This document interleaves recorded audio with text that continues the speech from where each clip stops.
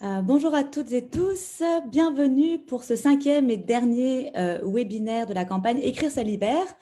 Mon nom est Perrine Curé, je suis la responsable de la mobilisation jeunesse et éducation aux droits humains pour Amnesty International Canada francophone et c'est moi qui vais animer et modérer ce webinaire aujourd'hui. Donc bienvenue à toutes et tous. Avant de commencer et rentrer dans le vif du sujet, je vais faire quelques points de déroulement technique. Donc, vos micros sont coupés automatiquement pour nous permettre d'entendre véritablement correctement les intervenants. Vous pouvez en tout temps converser avec les animateurs et les participants via le chat. Et vous pourrez poser vos questions à tout moment via le questions et réponses. Donc, vous avez l'icône en bas de votre écran. Et vous pourrez aussi, pendant les périodes de questions, lever la main pour vous exprimer directement à l'oral. Nous avons aussi aujourd'hui un service d'interprétation, donc de l'anglais vers le français. Donc, pour obtenir l'interprétation, il vous suffit de cliquer sur l'icône interprétation en bas de votre écran, la petite terre, et de sélectionner le canal français. Donc, il est temps maintenant de rentrer dans le vif du sujet. Aujourd'hui, nous allons vous présenter 2 situations de la campagne Écrire ça libère, à savoir la situation d'Idris Khattak au Pakistan et de Jani Silva en Colombie. Donc, tout au long de ce webinaire, n'hésitez pas à écrire vos messages de soutien à Idris et à Jani en cliquant sur les liens que ma collègue Camille va vous partager dans le chat. Vous pouvez également, bien évidemment, écrire à toutes les personnes qui sont présentées dans cette campagne en vous connectant sur le site internet d'Amnesty, amnesty.ca/marathon au singulier, et vous trouverez tous les cas qui sont soutenus cette année. Donc, sans plus tarder, nous avons l'extrême chance et honneur de recevoir aujourd'hui une invitée exceptionnelle, j'ai nommé Thalia Khattak. Thalia, qui est la fille d'Idris Khattak. Donc, Idris a été porté disparu en novembre 2019 et il est emprisonné notamment pour son travail de défense des droits humains au Pakistan. Donc Thalia est là avec nous aujourd'hui pour nous partager l'histoire de son père et puis sa lutte aussi pour le faire libérer aujourd'hui. Thalia, merci beaucoup d'être parmi nous. Je vous laisse donc la parole pour les prochaines minutes. Thank you so much for having me. It means so much to me that you're doing this and that you're talking about it and that you're writing letters and you're doing something about this. It really means a lot, and I'm really grateful that you're doing this.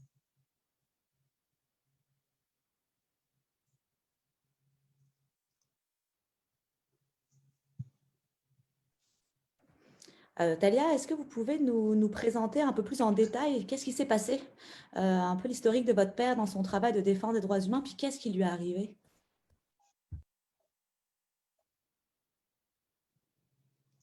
Okay, so my father, he has been working on human rights since I've known him, and ever since I was a child, I remember he used to work on human rights, and he used to go to these places that were considered dangerous, and he used to go there, and he used to interview people and families that were affected.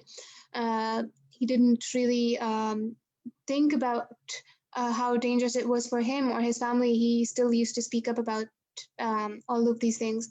And it wasn't just about human rights, it was about everything. And everything he did, I could see how much he cared for people. And it wasn't just people, it was even animals. I can recount so many stories of him doing all of these things just for the sake, because he knew that people had rights, and he knew that that it was his responsibility to give them those rights. So I think yeah, he was, from the start, he was really he was an advocate of human rights. And then on the 13th of November in 2019, a year and a month ago, he suddenly went missing. And for so many months, we had no idea who had taken him or what had happened. We we had no clue. And after 7 months, through a lot of international pressure and pressure from the UN and from people, we finally found out that the Pakistani authorities, they had him. So yes, so he was basically taken because of his work for human rights and because of his work for speaking up about enforced disappearances. And he spoke up about these enforced disappearances, and now he's one of them.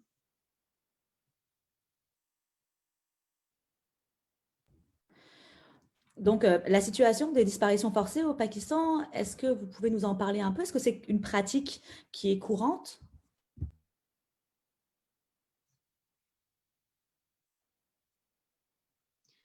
Okay, so enforced disappearances are kidnappings or abductions by the authorities by the help of the state.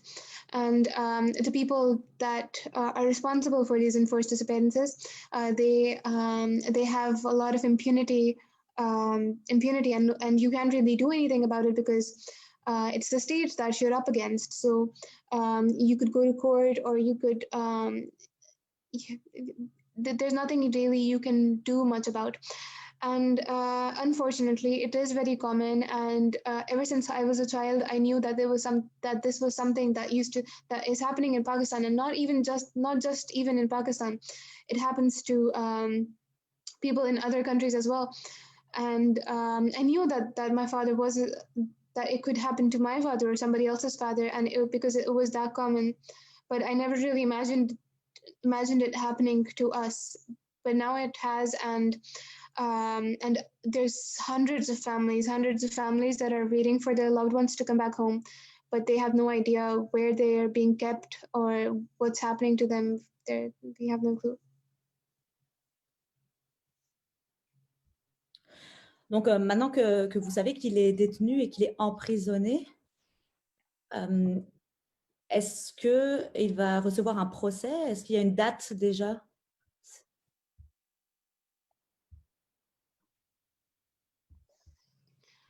Okay, so according to the UN, everybody has a right to meet their family, has a right for access to their family and access to a lawyer.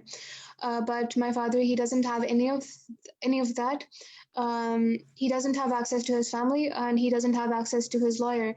So he doesn't really even know that there is this whole trial going for him, or he doesn't even know that there's this campaign going on for him, because he's completely isolated. He has no idea what's happening outside. So he does have a lawyer and he does have a trial, but he doesn't know about it. And also because the court hearings, they're really slow here. So we do get a date, but it keeps getting postponed, and then we get another month, a court hearing the next month, and then the next, and it just keeps going on like that. So yeah. Vous mentionnez que lui est complètement isolé, il n'a pas de connaissances, qu'il a un avocat, qu'il va avoir un procès, vous ne pouvez pas le voir. Avez-vous quand même des informations qui viennent sur ses conditions de détention, sur comment il va, sa santé? Est-ce que vous avez des détails? Okay, so because of all of the international pressure and the pressure from the UN and Amnesty and all of these organizations, they did let me meet for 20 minutes, but it was a supervised meeting, and we couldn't talk in our mother tongue, which is Pashto. We had to talk in English, and we weren't allowed to talk about the case at all. And we had men in the room with us, so we couldn't really talk freely. And I didn't even know if he was actually telling the truth or not, or he was just being told what they told him to say. So but he didn't really tell me about the conditions, because we just had 20 minutes talk about how the family was doing and how he was doing. We didn't really get much out of it, but it was very relieving to see him standing there alive, because before that we had no idea if he was alive or not, because we didn't get any proof of life. But right now we don't know where he's being kept, what the conditions of his room are, if he has a room at all, how he's sleeping, if he has a mattress, or if he's getting good food. if he's getting food at all. So we don't really know all of these conditions. And yeah. Et comment vous vous sentez face à cette situation? Vous, j'imagine que ça doit être très, très difficile pour vous et votre famille. It definitely is because for us, life is at a pause. We don't know if we should move forward from it, or if we should. We don't really know what to do, because I think the uncertainty is the worst part of it, because in the beginning we had no idea who had taken him, because if he was kidnapped, who had kidnapped him, because we had completely no clue. And I think the uncertainty was the worst part, because we didn't know when he will be coming back, if he will be coming back. And for us, life has completely stopped, because 1 year ago I was a normal university student. I had normal classes, and I was working on my assignments and my grades. And then suddenly the only family that I know, because my father, he's a single father, and he's the only one that used to take care of us, and suddenly he's gone. So I didn't really know what to do. So now I'm a university student that doesn't really that feels guilty even going to class, because I think that if I'm going, that Talia, you're going to class and you're living a normal life, knowing that your father is, you don't even know where, and you don't even know if he has had food, but you're here going to class normally and living life normally. So there's this constant sense of guilt as well. And there's so many things, because when you take a person, you don't know how many responsibilities they have.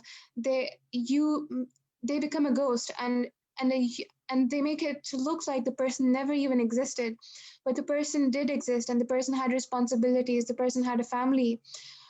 Because if we're looking not just into our family, other families, because a lot of people depend on their parents for financial, they depend financially on them, they depend emotionally on them. So over here, there's little children that have to drop out of school because their parents aren't there anymore. There's nobody to give them the financial support that their parents gave them. And there's little children that have to start working because the only financial support they had is gone. And there's so much emotional trauma attached to it as well. So I think as a family, it's horrible. It's very difficult, I think. Merci Talia. J'en profite pour juste vous préciser qu'en même temps, il y a aussi des participants qui écrivent des questions dans le chat et qui vont participer à construire cette entrevue avec vous. Donc, il y avait une question d'une participante qui demandait si vous avez un peu répondu, si toute votre famille est encore au Pakistan. Okay. Yes, my mother is not in Pakistan, because she's not Pakistani. She's Russian, so she doesn't live in Pakistan anymore. My parents, they split up when I was really young, and that's why my father he's a single father, and he is the one who raised us. But other than that, me and my sister are still in Pakistan.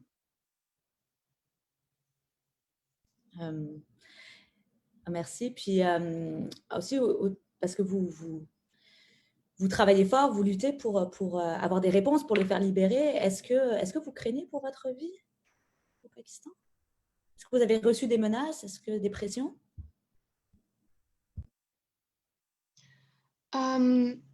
I think in the beginning, that's the only reason why, because when all of this happened, I remember people telling us not to speak up and not to say anything about it, but that if we did speak up, it could put me in danger, it could put my family in danger, and most of all, it could put my father, Idris Khattak, in danger.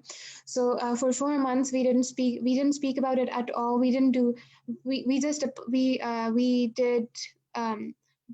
We were having court hearings, but other than that, we weren't really speaking up about it. We weren't public about the whole situation. And then after 4 months, I remember that due to COVID, the lockdown happened, and I had to come back home. and they were sending all of the students home.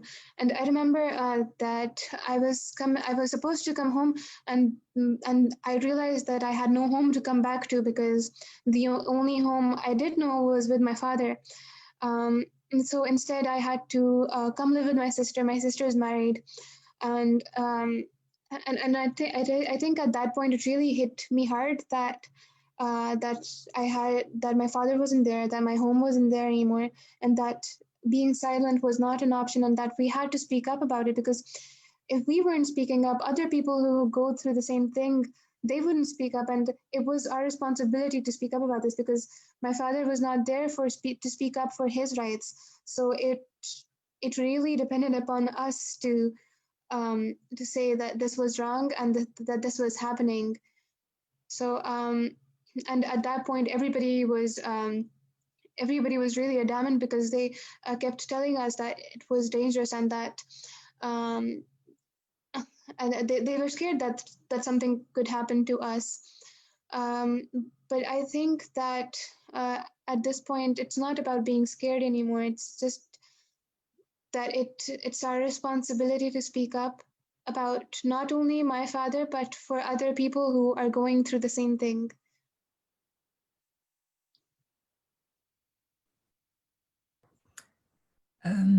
Moi, j'ai une question.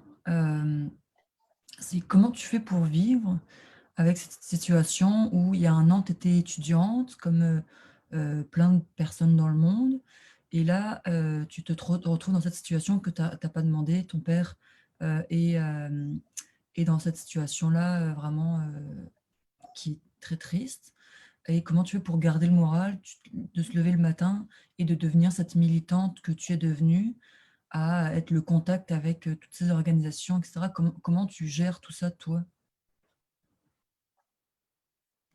Okay. So I think I owe a lot of that to my father, because he really taught us to be independent, and he really taught us how to go through hard times. And even though this is not something that we expected to happen, but it did, but I think he really prepared us for all of this, because now even if he isn't there, he even though he's not there, but he's still supporting me financially for university. He doesn't know it, but because I think his whole life he really prepared us for being independent, and he really taught us to be brave and to really fight for what is right. And other than that, we've really got a lot of support from so many people. I think that's what really keeps me going, because there's all these amazing people that are talking about it, and that are speaking up about it. And I think that's really supportive, because it makes you feel a little less alone. It makes you feel like there are people who want things to be right again. So that's really a big factor as well. And other than that, I guess I guess at the end of the day, I'm really thinking about my father only, and not just about my father, but about all of these people that are going through so much, and about all of these families that are going through so much. And it makes me want to speak up. Because I'm talking to because when I'm talking to you or any other organization, I'm really thinking about how this is something that's wrong, and that maybe if we talk about it more, and we talk to people about it more, and we're educating ourselves that this is something that happens, we move forward to stopping this.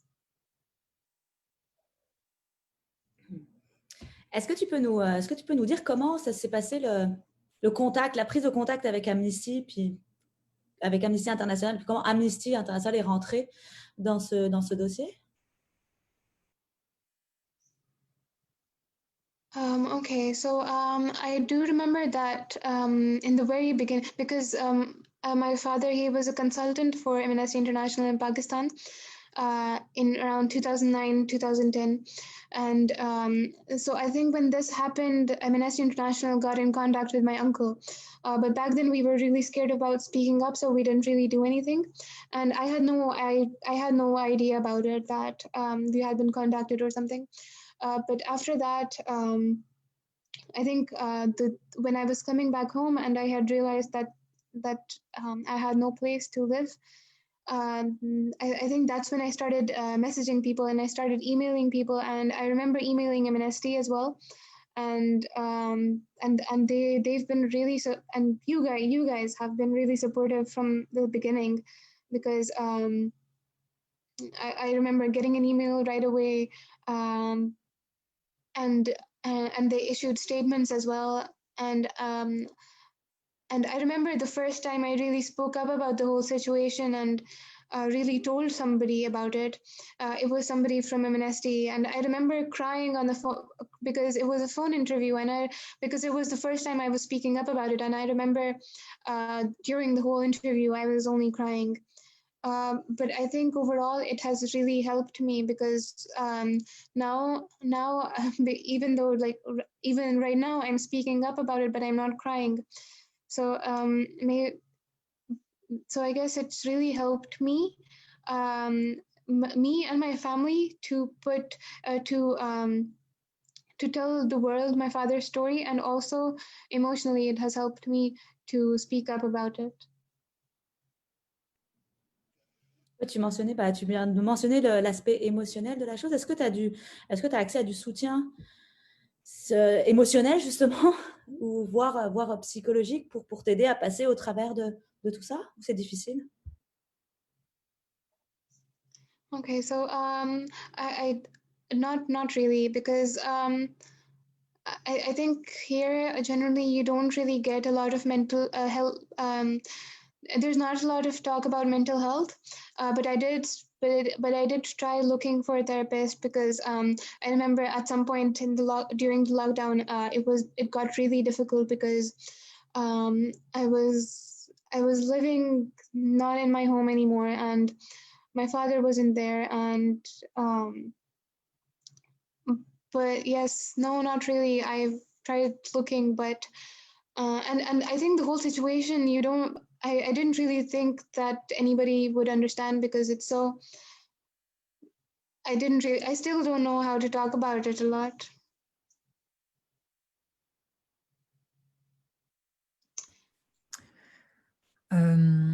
Effectivement, ça doit être vraiment difficile, lourd à supporter, là, toute seule.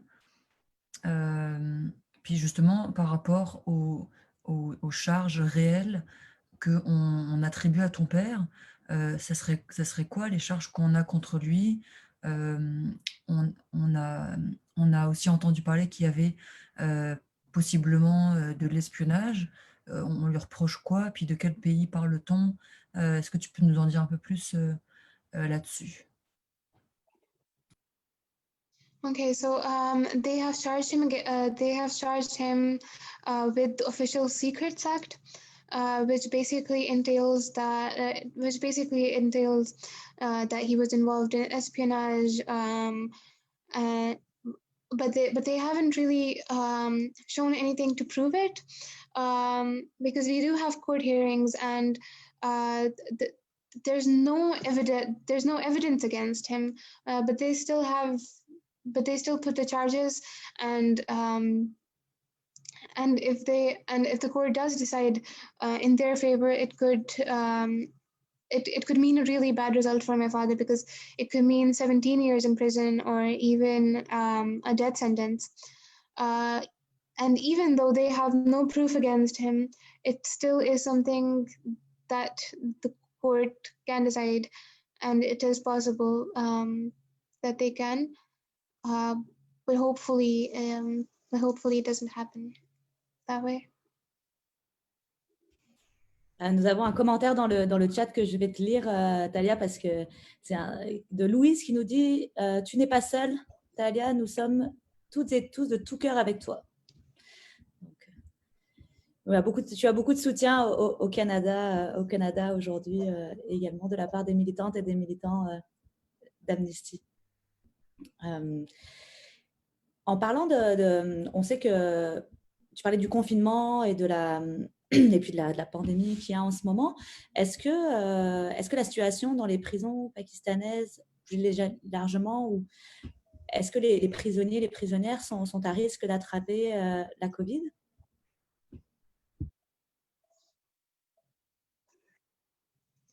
Okay.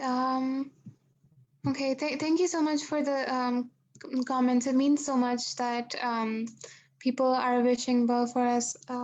Yeah, it means a lot. But the situation in prison. So I think I have read a lot about this. I don't really know because they don't really say this stuff in public.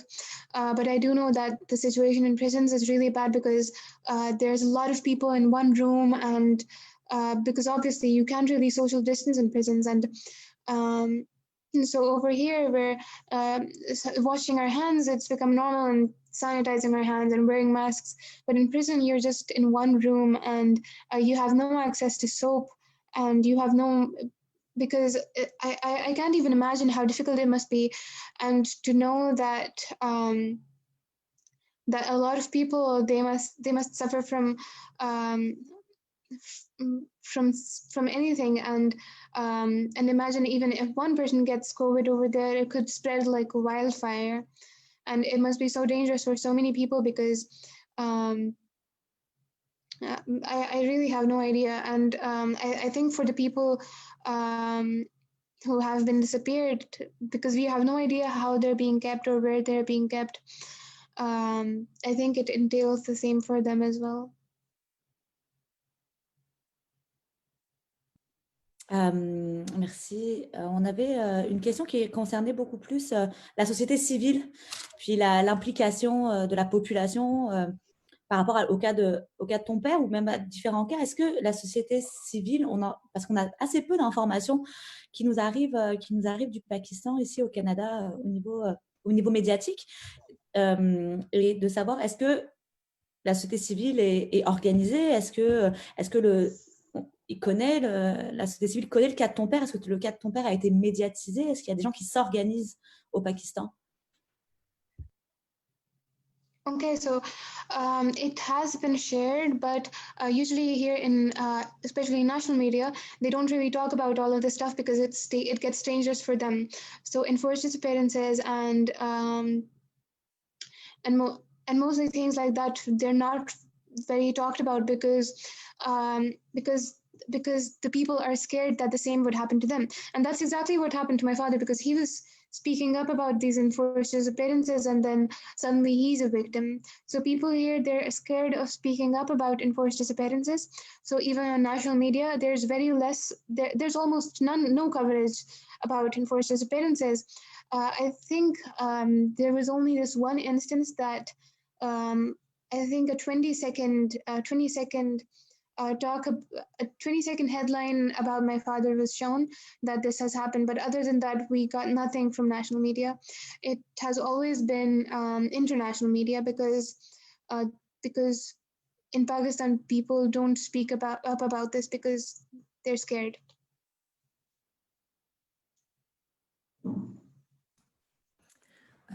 Talia, moi j'ai un commentaire, je suis le Facebook Live en même temps, puis j'ai un commentaire d'une participante qui dit elle est extrêmement courageuse, nous sommes privilégiés ici. Puis je partage tout à fait son opinion.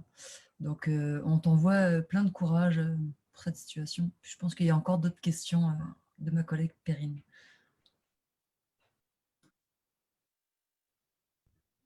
Oh, thank you so much. Je vais peut-être essayer de voir une petite minute pour laisser la parole à des participantes. Je vérifie. Ah, pour le moment, non. Bon, je vais continuer alors. Je vais continuer. Pour revenir un peu à la situation des charges et du procès en cours, comment le système de justice, si tu le sais, est organisé au Pakistan? Est-ce qu'il y a comme la corruption, ou est-ce qu'on peut dire que nous, on a l'idée d'un système de justice indépendant, mais comment ça se passe au Pakistan? Okay, so I'm not really aware of a lot of the legal stuff because in university I study computer science, so I really have no idea about law. But what I've seen so far, and especially what I've experienced now in my father's case, the whole system is really slow. It's really slow, and especially if you're running, if you have a case against the state, it's even slower. And I think the situation is pretty bad because it really depends on on how lucky you are. I think the whole system it's just based on luck. And even though people are talking about it and people are trying to speak up, the situation is going towards the better, but it's still pretty bad. And I guess in some cases it's corrupt as well because from what I've heard and what I've experienced a little bit as well. But I can't really answer this completely because I honestly have I don't have a lot of idea about it.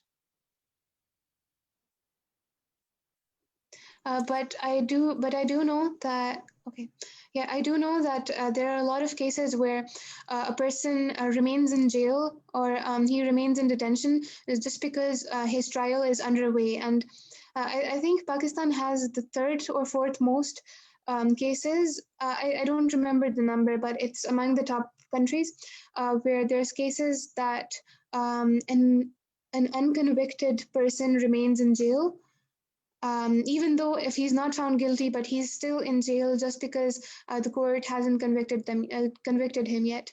So I think it really signifies how bad the situation of law and order here is. Effectivement, en effet. On a une question dans le questions et réponses d'une participante qui nous demande, qui parle un peu des personnes qui sont du Pakistan, mais à l'extérieur du pays. Est-ce qu'il y a une implication, un engagement de la communauté pakistanaise en dehors du Pakistan?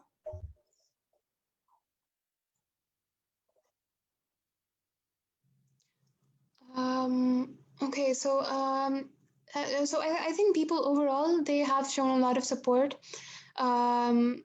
Even in Pakistan, a lot of people are talking about it.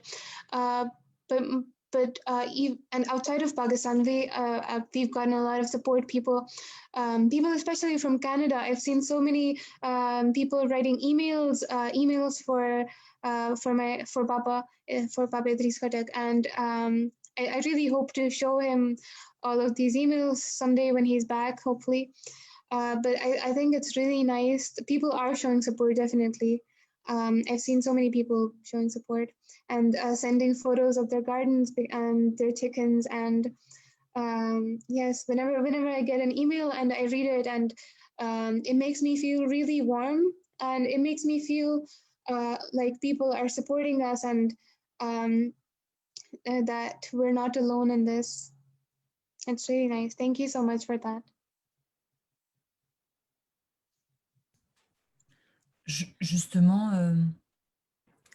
c'est quoi l'aide? C'est quoi le meilleur moyen d'aider pour la libération de ton père, puis la justice au jour d'aujourd'hui? Qu'est-ce que le public à distance peut faire? Okay, so so I think the best thing that we can do about it is that we should talk about enforced disappearances, and that we should speak up about this, and we should just try to educate ourselves that this is something that is happening in Pakistan and in other countries as well. But another thing you can also do is you could write letters to the Pakistani Foreign Office or the Canadian ambassador in Pakistan. I think there is one. There probably is, but you could do that as well. And but I think the main what we can do mainly is we should just talk about it, and we should educate ourselves about it, and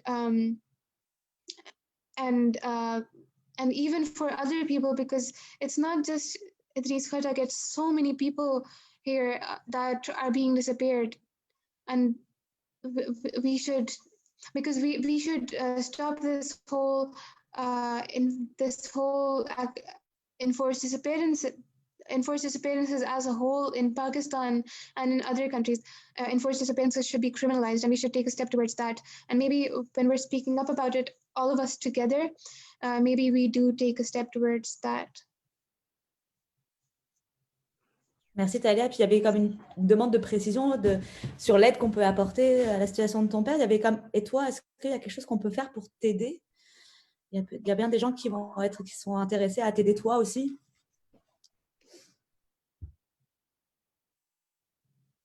Okay, that's really sweet.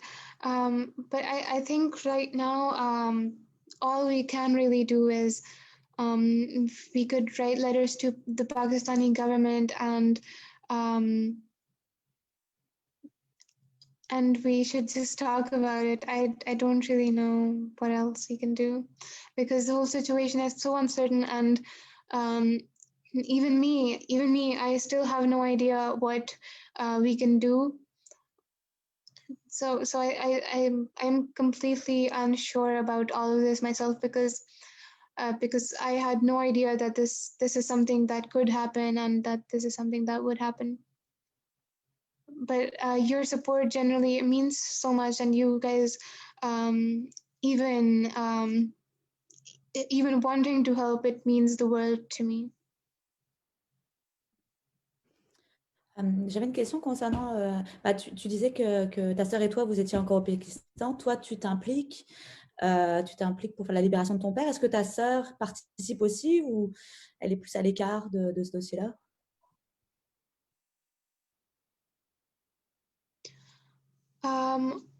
Okay, so I think in the beginning she did speak up a little, but we decided that maybe one person should. I don't really know, but because she has she's pretty busy, because now she has a baby as well to take care of, and she's pretty busy. So I think I this is something that I wanted to do. I really wanted to speak up and talk about all of this, and yeah. Merci. N'hésite pas à nous dire si on rentre trop dans le personnel aussi. Hein. Tu n'es pas obligé de répondre à toutes mes questions. Est-ce Okay, que, no, that's okay. Thank you.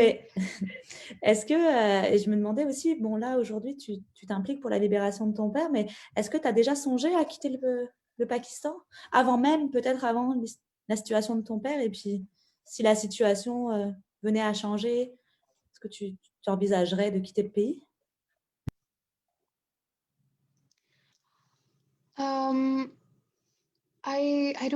I don't really know. I've never really thought about it. I guess I don't. This is something I don't really know. I mean, I did want to go. Okay, no, this is something I don't really know. Maybe I did want to go for university to study, but then I didn't, and maybe in the future. I'm not sure. C'est bon, c'est correct. Merci, okay. Merci pour ta réponse. Est-ce qu'il y aurait d'autres questions, interventions? C'est votre dernière chance de pouvoir en apprendre davantage sur le cas d'Idris ou de la mobilisation de Talia pour faire libérer son père. Ah, est-ce que je regarde?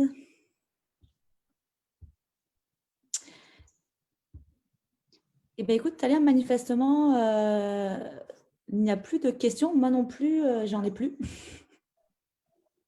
Mais encore une fois, nous avons des messages dans le chat qui on me demande de te redire qu'on est avec toi. Thank you so much. Qu'on est avec toi, qu'il ne faut pas que tu lâches le combat, et que les participants te remercient sincèrement pour ce témoignage vraiment touchant. Et nous aussi, on est très chanceux de pouvoir discuter avec toi aujourd'hui. Et on te remercie beaucoup d'avoir été là avec nous pour nous partager ton expérience. Et sois assuré que nous sommes là, puis que nous continuerons à écrire des cartes dans le cadre de la campagne Écrire ça libère, mais aussi au-delà. Et que Amnesty va être là jusqu'à ce qu'on obtienne justice et la libération de ton père. Donc, on te souhaite vraiment beaucoup de courage.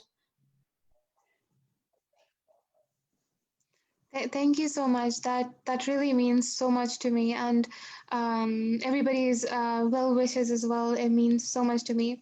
Thank you so much for inviting me and giving me the space to talk about this. And yes, thank you so much. It was really nice talking to you. Merci beaucoup. Puis prends bien soin de toi. Take care. Thank you. You take care as well. Merci Talia, merci beaucoup. Thank you.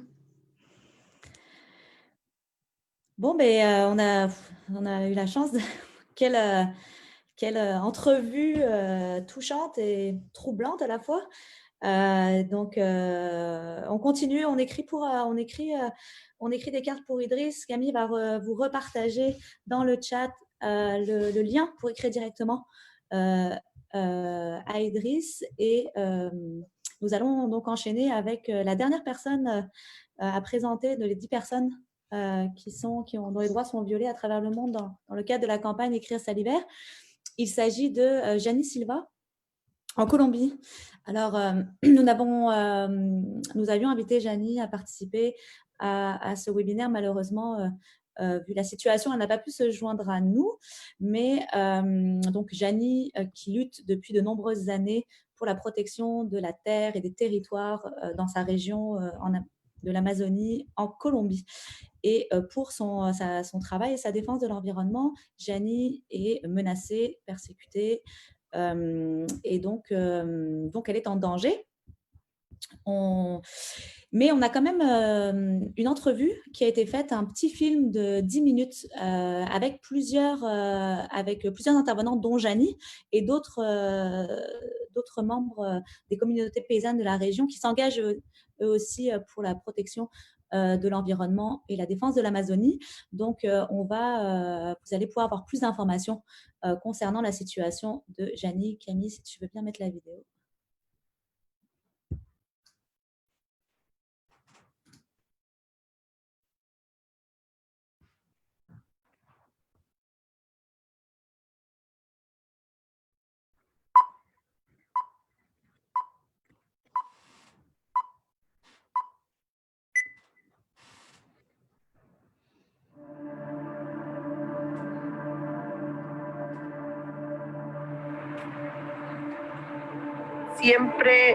Siempre han dicho, no, es que contra los poderosos uno no puede. Siempre el que tiene plata es el que gana. Esto sería fatal para nosotros.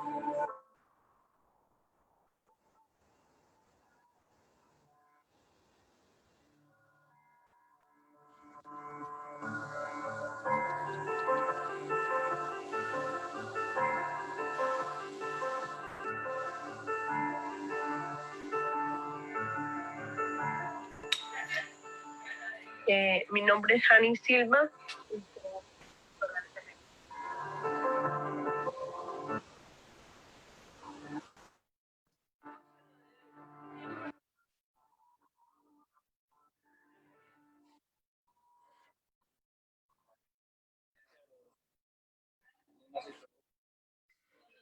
Siempre de la creación de la zona hemos tenido y precisamente estar trabajando con el tema de la asociación, con todas las denuncias, con toda la empresa, con todo el tema de derechos humanos, con todo lo que trabajamos nosotros por estar liderando estas amenazas. Me ha tocado las áreas. Para mí personalmente es difícil estar aquí porque siento como que una cárcel a veces.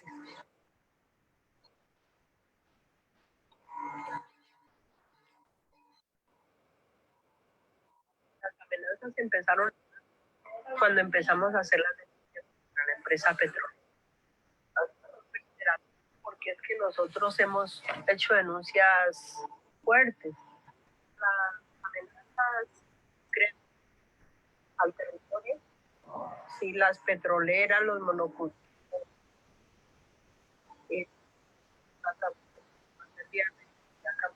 son amenazas que se dan día a día, los conflictos de grupos armados. Pues,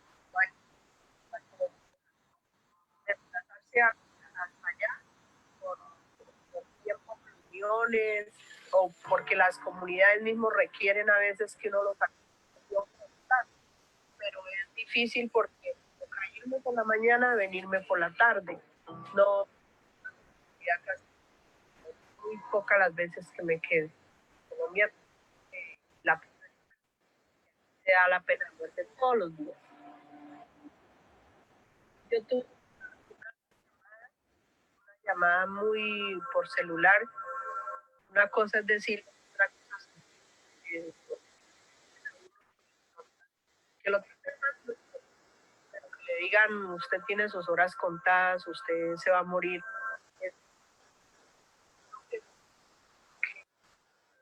Lo hago decirle, porque como poco a poco se va quebrando, me pueden matar. ¿Qué va a hacer?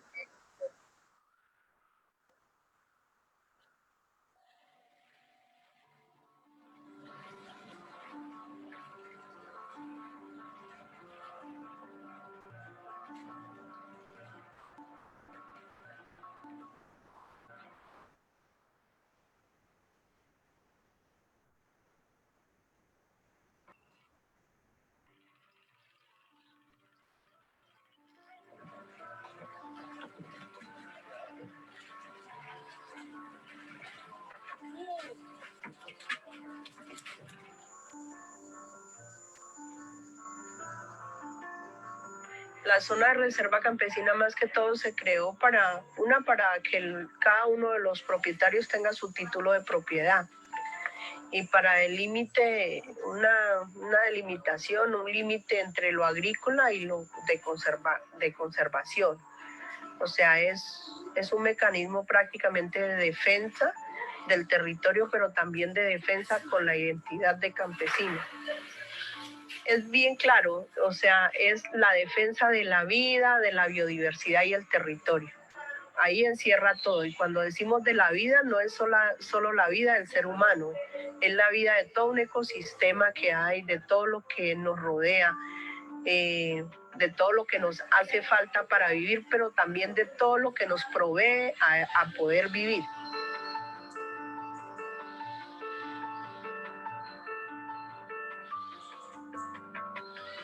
Cuando yo era más chica, pues uno miraba que las aguas eran más limpias, que, digamos, no se sentía tanta contaminación. El sol, no sé si es impresión del ser humano, pero el sol cada día calienta más. La contaminación tan grande que el Estado nos ha mandado con las petroleras. Contaminan el agua, se contamina, por ejemplo, la especie de pescados. Una vez empiezan a entrar las petroleras, empiezan a hacer lo que es una fragmentación del tejido social. Entonces, por ejemplo, en este momento, esas zonas donde están impactando las petroleras, el tejido social se ha visto muy afectado. Tanto así que ya no hacen parte tan fuerte del proceso organizativo como lo fueron en un principio, porque esas zonas y esas personas de ese territorio fueron determinantes para que naciera la asociación o para que naciera la zona de reserva campesina. Tenemos problemas porque en la cabecera del río Lorenzo están haciendo hidrolavados, algo así. Y entonces eso sale, el agua se mira que sale demasiado sucia, o sea, baja muy sucia y con residuos todavía de petróleo. A pesar de que eso ya hace unos 5 o 6 años que pasó, ahorita todavía se mira la contaminación.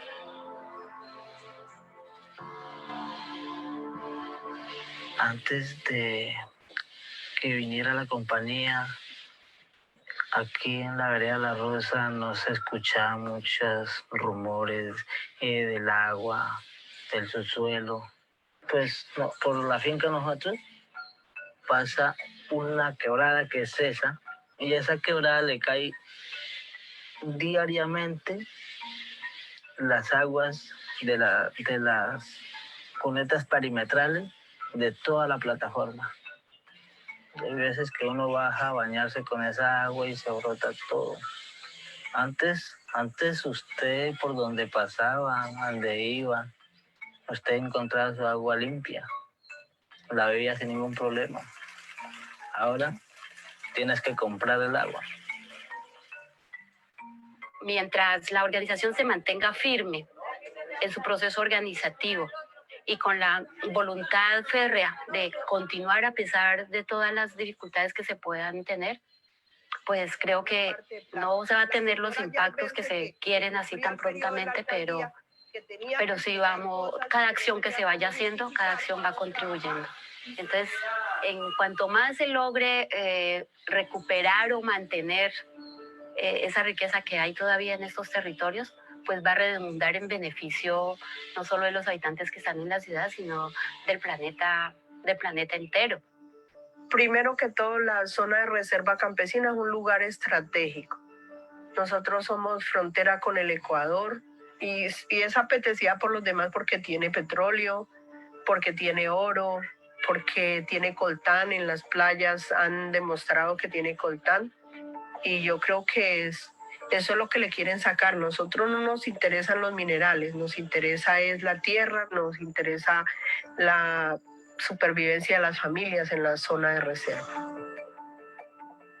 O sea, yo siento que mi vida nunca va a volver a ser la misma, nunca. Que por más que me retirara no va a ser lo mismo. Hay muchas personas que no están de acuerdo con lo que uno ha hecho.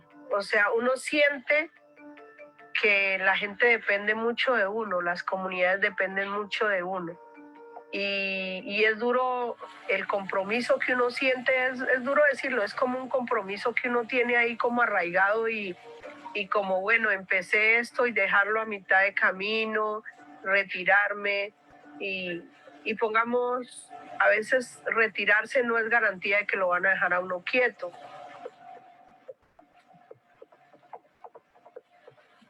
Yo sueño para la región que nosotros podamos, primero que todo, que pongamos un modelo incluso ante muchos allá, de que se puede vivir en el campo sin necesidad de dañar, sin necesidad de afectar el tema del ambiente, sin necesidad de dañar la Amazonía, que somos capaces de ser antes cuidadores de eso. Porque pongamos, hay muchos que piensan es que donde haya un ser humano todo se acaba. No, tendríamos que ser guardianes.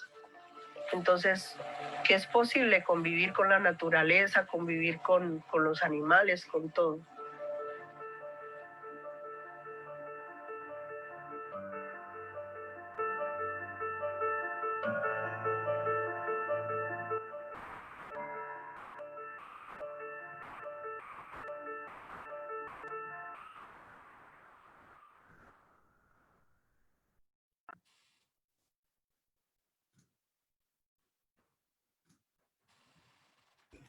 Donc voilà, un peu plus, grâce à cette entrevue, nous avons pu avoir un peu plus d'informations concernant les persécutions dont sont victimes Jani et les membres des communautés paysannes dans sa région en Colombie. Il faut savoir quand même que ce sont des pratiques assez courantes dans les Amériques centrales et Amérique latine.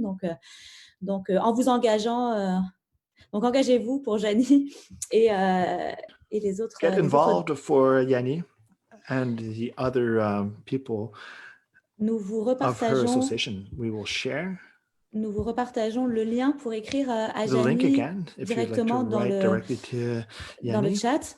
in the chat. Et on vous invite bien évidemment à partager And we also invite you le lien auprès de vos proches, de votre famille, de vos amis, de vos collègues, et de les inviter à écrire à Jani ou encore à Idris, mais également à toutes les autres personnes qui sont aujourd'hui, qui ont besoin de votre soutien et qui sont aujourd'hui en danger et dont leurs droits sont violés, juste pour avoir en fait exprimé leur attachement aux droits et pour avoir réclamé plus de droits. Donc, vous pourrez trouver bien sûr tous les autres cas sur notre site internet amnesty.ca/marathon au singulier. Donc, n'hésitez pas à partager également ce lien autour de vous, sur vos médias sociaux. Vous avez jusqu'au 31 janvier 2021 pour participer à la campagne. Donc, ça vous laisse un peu le temps et ça pourrait être une très belle activité à faire pendant le temps des fêtes avec vos proches. Donc, et c'est voilà, donc ainsi s'achève le dernier webinaire sur la campagne Écrire, ça libère. Nous vous souhaitons de passer une bonne journée et une bonne fin de semaine et un bon temps des fêtes. Et on continue à participer à la campagne Écrire, ça libère, car vos messages changent des vies. Merci beaucoup, bonne journée, au revoir.